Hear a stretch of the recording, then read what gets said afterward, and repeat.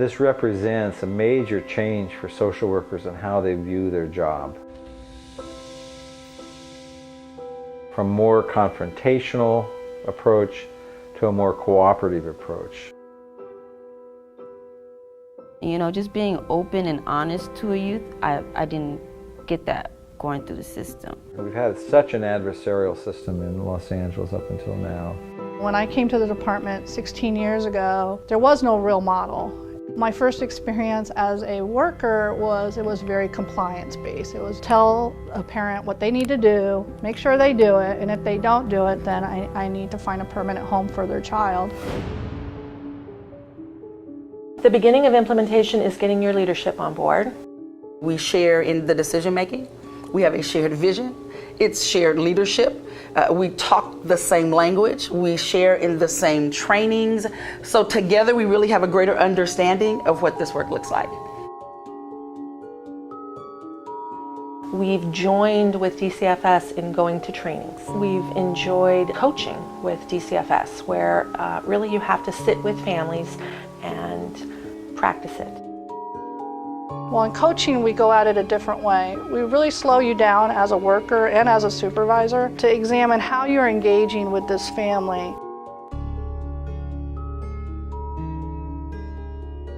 I think it puts the focus on the actual people that we're working with, which is the children, the parents, the family, the support system. I think staff like the fact that families don't feel defensive.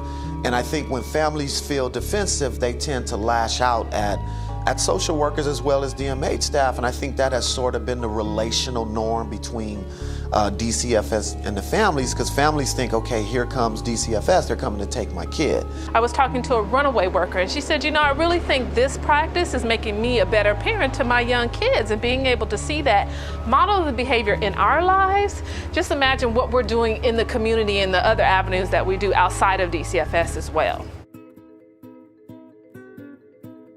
The core practice model is a set of tools or skills for social workers rather than an end in itself. How I think it's changed is I've changed the way that I look at a situation. I sit there and I take time to listen to someone's story. I love the positive feedback we can bounce off of each other from a parent's perspective and also from a worker's perspective.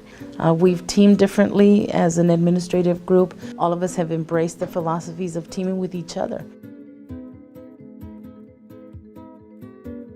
The Quality Service Review gives you measures of how well you're implementing the core practice model. Engaging, teaming, assessment, planning, tracking. They sound simple, but they're really important components that we've never identified before in the department. For the first time, we're really tuning into hearing what families need from the department instead of just reacting to the behaviors. I remember when I was in the system, they usually focused on my behavior issues or negative things that I've probably done or did not do. We talk a lot about underlying needs, what's going on at home, the possible abuse, the behaviors, what is leading to those issues or those problems. Looking at the families not as being difficult or resistant, but being able to really look at some of that underlying stuff that's happening for them. Families really buy into this model. They don't feel attacked, they don't feel judged, they don't feel directed or instructed. They feel as though they're part of this process. What is it that you think about the process? And they said, you know, we were surprised that we got to tell our story, and that how it was different because I was able to say, I need A, B, C, and D, as opposed to you telling us what to do. It's about working with that child and their family. It's about integrating them into the process. When social workers work cooperatively with families, families are more likely to take the services that we have to offer and ultimately be referred fewer times, have less recidivism.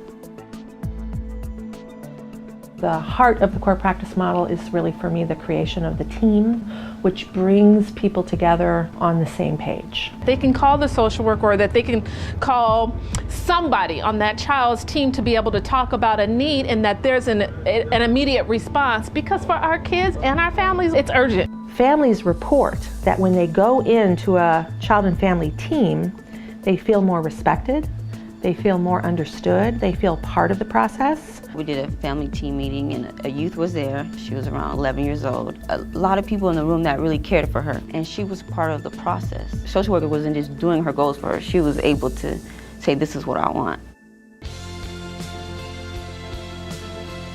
I think for the first time in departmental history, it's provided a simple but important framework for what good practice looks like. So it's really worked because parents go, wow, they didn't ask that before. Now they're asking, they want to know about me. I've not talked to a single CSW that does not say that this is something that's worthwhile. After DCFS is out, after that outside agency such as DMH is out, they still have those long-term connections to family members or people out in the community. Making the change is a step towards protecting children much better than we were doing in the past. I really think that we are on the right path.